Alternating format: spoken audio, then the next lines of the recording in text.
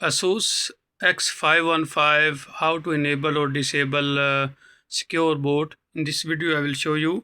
First of all, you need to enter into the BIOS menu, and if you don't know, I will show you from the beginning. Now I have shut down my computer.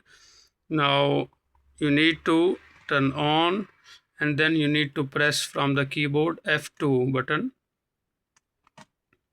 Just keep pressing until you see this menu. This is BIOS main menu. Now what you need to do, simply you need to press from the keyboard F7 button. You need to press F7. Now you can see we are into advanced mode. Now in advanced mode you need to go for the security, and in the security you will see the last option will be secure boot.